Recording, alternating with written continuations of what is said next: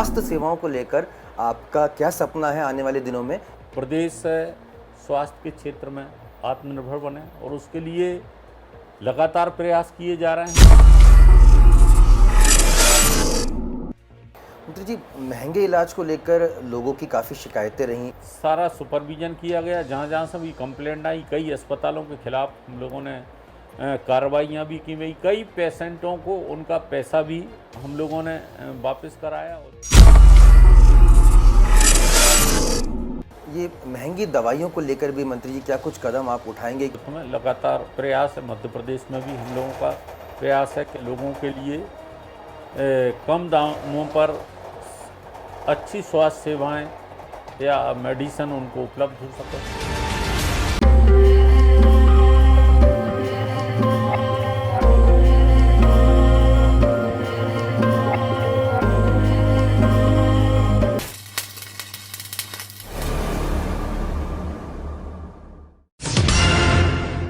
नमस्कार, मैं हूं आशुतोष। स्वागत है आप सभी का इंडिया फर्स्ट के खास प्रोग्राम हेल्थ फर्स्ट में।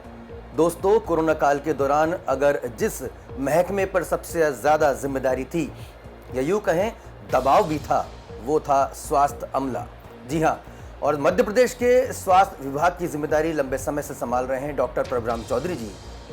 ऐसे वक्त पर उनके व्यक्तिगत अनुभव क्या रहे, कोरोना काल के दौरान वो वक्त उनका कैसे गुजरा और आने वाले दिनों के लिए वो किस तरह की तैयारी में जुटे हैं, खुद चर्चा करते हैं मंत्री प्रभुराम चौधरी जी से। आपका बहुत बहुत स्वागत है। जी धन्यवाद सर। काफ़ी ऑफिशियल सवाल तो आपसे पूछे गए हैं, लेकिन आपके व्यक्तिगत अनुभव जानना चाहते हैं। खुद को भी बचाना, अपने परिवार को भी बचाना और जनता की भी सेवा करना, उनके स्वास्थ्य और उनकी ज़िंदगी की भी रक्षा करना, कितनी बड़ी चुनौती थी? देखिए, ये कोरोना महामारी जो दुनिया में, देश में, मध्य प्रदेश में फैली, एक ऐसी महामारी है जिसकी कभी आम नागरिकों ने, किसी ने कल्पना नहीं की थी। और जो पॉजिटिव केस जिस तेज़ी के साथ में बढ़े, उस समय सारे देशवासी और सब लोग चिंतित थे। मध्य प्रदेश में हमारे मुख्यमंत्री आदरणीय शिवराज सिंह चौहान जी के नेतृत्व में और देश में प्रधानमंत्री नरेंद्र मोदी जी के नेतृत्व में लगातार सरकारों ने ये प्रयास किए कि जो भी पॉजिटिव केस हैं उनको स्वस्थ करके उनको घर पहुंचाए। पहले तो ये प्रयास किया गया कि जो कोरोना की गाइडलाइन है उसका आम नागरिक पालन करें समय समय पर। मध्य प्रदेश में माननीय मुख्यमंत्री शिवराज सिंह चौहान जी के नेतृत्व में हम लोगों ने जो डिस्ट्रिक्ट क्राइसिस कमेटियां थीं, जो आपदा प्रबंधन समितियां थीं, वो जिलों से ब्लॉक तक, ब्लॉक से वार्ड तक और एक एक गांव तक आम नागरिकों को, सामाजिक कार्यकर्ताओं को, सभी को इसमें भागीदार बनाया और जनता को जागरूक करने का कोशिश की गई कि जो कोरोना का प्रोटोकॉल है, सोशल डिस्टेंसिंग, मास्क लगा के रखना और ज़्यादा भीड़ भाड़ में ना जाना, ये सारी सावधानियां बरतने के लिए भी जनता को जागरूक किया गया। और जो लोग पॉजिटिव हो गए उनका प्रॉपर रूप से उनको आइसोलेट करना, या जो हॉस्पिटल में आ गए उनको प्रॉपर ट्रीटमेंट मिले। हमारा जो स्वास्थ्य का अमला था वो पूरी रात और दिन मेहनत करके इस काम में लगा रहा और आज उसी का परिणाम है कि मध्य प्रदेश आज आप देख रहे हैं कि एक हम ये कह सकते हैं कि संतोषजनक हम स्थिति में हैं। आज मात्र 16 केस आए हैं और मध्य प्रदेश में सिर्फ 111 लोग अभी पॉजिटिव हैं। और लगातार जो प्रयास किए गए, हम लोगों ने निश्चित रूप से एक चिंता का विषय था, रात और दिन मेहनत, जहां हमारे डॉक्टर्स, हमारा पैरामेडिकल स्टाफ, हमारे सिस्टर्स, हमारे फ्रंट लाइन के जो वर्कर, सामाजिक कार्यकर्ता, सारे लोगों ने मिलकर मुख्यमंत्री जी ने भी लगातार जो प्रयास किए ऑक्सीजन की उपलब्धता के लिए भी, बेड की कैपेसिटी और अस्पतालों में बढ़ाई गई, चाहे आईसीयू के बेड हों, चाहे ऑक्सीजन की लाइन रात दिन मेहनत करके उनको ताबड़तोड़ तरीके से बिछाई गई, ऑक्सीजन कंसंट्रेटर उपलब्ध कराए गए और उसका परिणाम है। और ईश्वर का शुक्र है कि आज हम लोगों को स्वस्थ करके उनके घर भेज पाए हैं, लेकिन उसके बावजूद भी बहुत सारे लोगों को लाख प्रयास करने के बाद भी जिनको कोमोर्बिडिटी थी या जो लेट रिपोर्टिंग हो पाए वो लोगों को हम नहीं बचा पाए।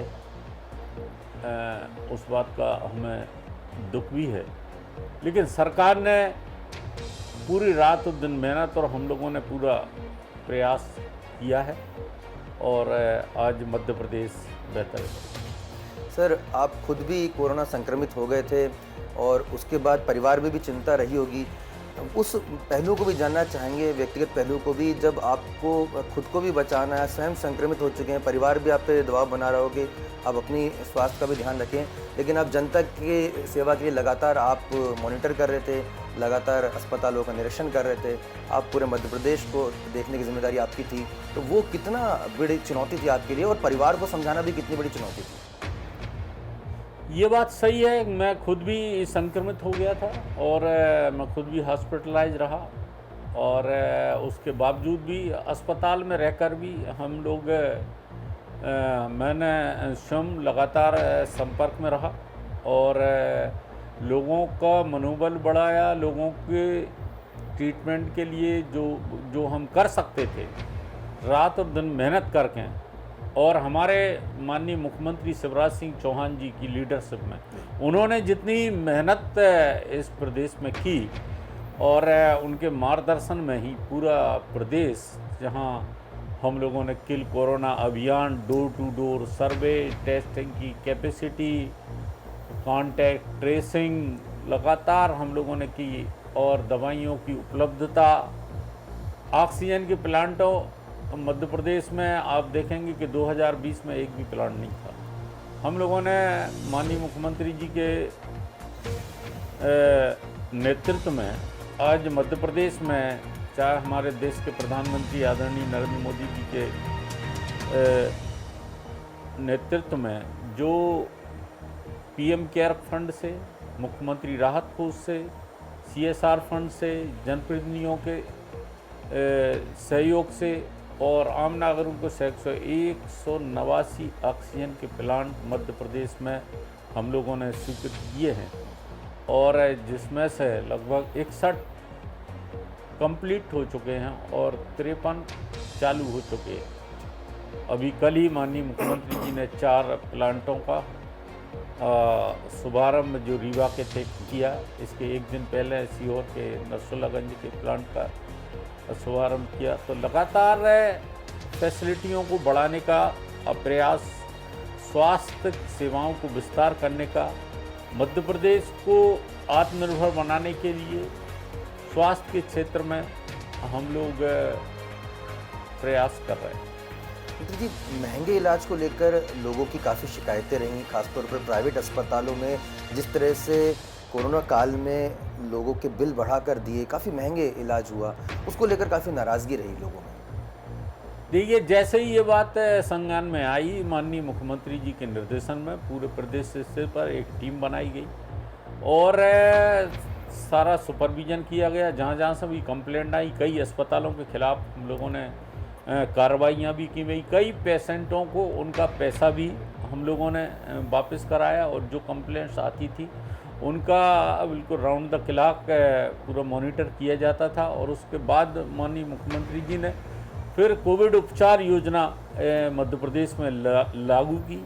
आयुष्मान निरामय भारत योजना के अंतर्गत अनेक प्राइवेट अस्पताल जो कि आयुष्मान योजना में सम्मिलित नहीं थे उनको संबद्ध किया गया और सरकारी अस्पताल तो उसमें संबंध थे। जिनके पास कार्ड नहीं थे उनको भी कार्ड बनाने के, जैसे किसी के परिवार में अगर एक कार्ड है तो उसके दूसरे परिवार के लोगों का भी कार्ड आसानी से जल्दी बन सका है और उन्हें मुख्यमंत्री कोविड उपचार योजना के अंतर्गत उनका इलाज किया जा सके, ये योजना लगाई और उससे काफ़ी लोगों को उससे राहत भी मिली। ये महंगी दवाइयों को लेकर भी मंत्री जी क्या कुछ कदम आप उठाएंगे, क्योंकि फार्मास्यूटिकल जो सेक्टर है वो काफ़ी बढ़ा चढ़ाकर जो है दवाइयों को दे रहा है, इस तरह की शिकायतें आ रही हैं, मीडिया रिपोर्ट्स भी हैं, तो इस पर कुछ लगाम लगाई जा सके और लोगों को थोड़ी सस्ती दवाइयाँ मुहैया हो सके, इसके लिए क्या कुछ किया जा रहा है? नहीं, देखिए, इसमें भारत सरकार आदरणीय नरेंद्र मोदी जी का नेतृत्व में लगातार प्रयास है। मध्य प्रदेश में भी हम लोगों का प्रयास है कि लोगों के लिए कम दामों पर अच्छी स्वास्थ्य सेवाएं या मेडिसिन उनको उपलब्ध हो सके। अभी मोदी जी ने जो जेनेरिक दवाइयों की जो सस्ती दवाइयों की दुकान भी खोली गई हैं पूरे देश के अंदर, मध्य प्रदेश में भी अनेक जगहों पर ऐसी दुकान खुली है। जी, एक सवाल और मैं आपसे जानना चाहूँगा कि अब जो कोरोना काल के जो तीसरी वेव की बात कही जा रही है, उसको लेकर क्या कुछ तैयारियाँ हैं? मध्य प्रदेश का स्वास्थ्य विभाग और अन्य सभी विभाग माननीय मुख्यमंत्री शिवराज सिंह चौहान जी के नेतृत्व में लगातार हम लोग प्रयास कर रहे हैं।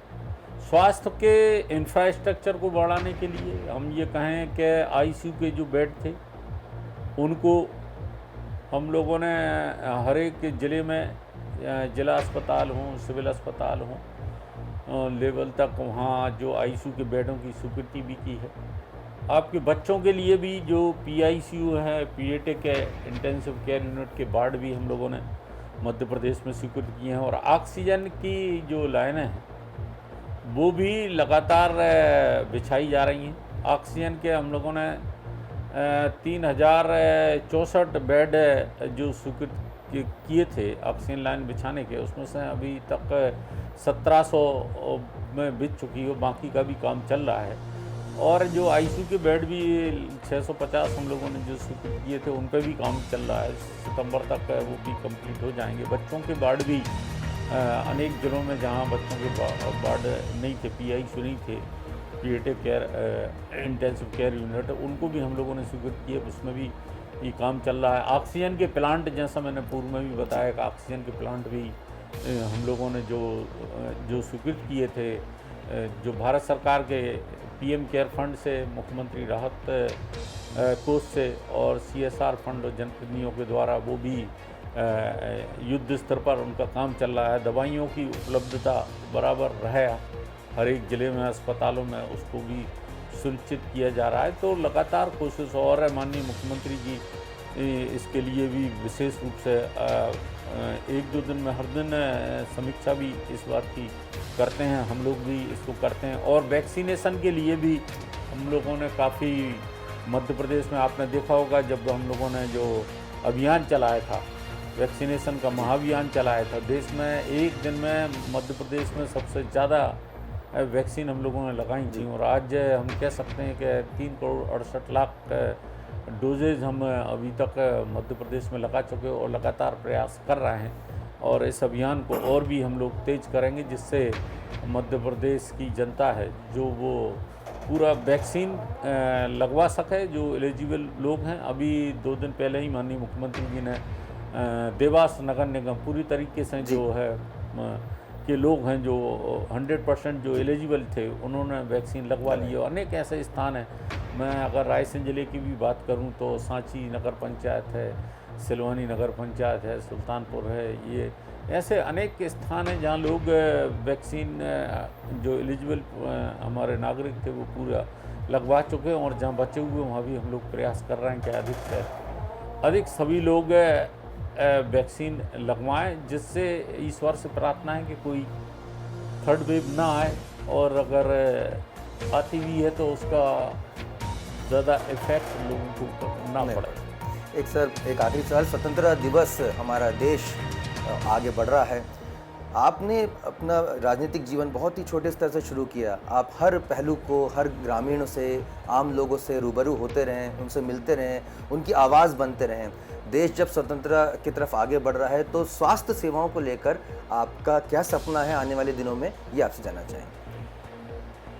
देखिए, हमारा जो ध्येय है सरकार का ध्येय है, माननीय मुख्यमंत्री जी का ध्येय है, मेरा स्वयं का ध्येय है कि मध्य प्रदेश स्वास्थ्य के क्षेत्र में आत्मनिर्भर बने और उसके लिए लगातार प्रयास किए जा रहे हैं। जो हमारे बड़े बड़े शहर हैं वहाँ जो सुविधाएं उपलब्ध हैं वो जिले लेवल पर, ब्लॉक लेवल पर और ग्रामीण अंचल तक लोगों को सुविधाएं मिलें, उसके लिए विस्तार किया जा रहा है।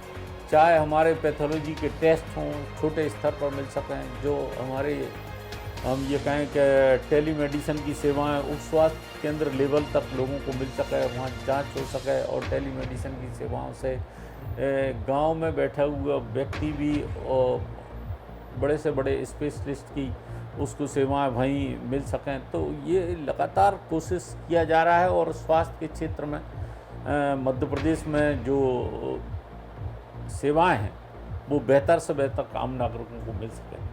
बहुत बहुत शुक्रिया माननीय मंत्री जी हमसे चर्चा करने के लिए और हमेशा की तरह सरल और सहृदयता से सारी बातों को सामने रखने के लिए। महत्वपूर्ण विभाग की जिम्मेदारी डॉक्टर प्रभुराम चौधरी यहाँ पर निभा रहे हैं और जैसे कि आपने समझा कि किस तरह से कोरोना को निपटने की पूरी तैयारी मध्य प्रदेश के स्वास्थ्य अमले ने कर ली है। आप देख सकते हैं खुद मंत्री जी स्वयं कोरोना संक्रमित हो गए थे, उसके बावजूद भी उनके डिटर्मिनेशन में कोई कमी नहीं आई है और लगातार वो चाहते हैं कि आम जन तक वो तमाम सुविधाएं उपलब्ध हो सके जो कि बड़े शहरों में होती है। हमें उम्मीद करते हैं कि मंत्री जी अपने लक्ष्य पर जल्द से जल्द साकार कर पाएं और हमारा देश और हमारा प्रदेश स्वास्थ्य सेवाओं में बेहतर से बेहतर हो सके। हमारी बहुत बहुत शुभकामनाएं। दीजिए अपने दोस्त आशुतोष को इजाज़त। नमस्कार।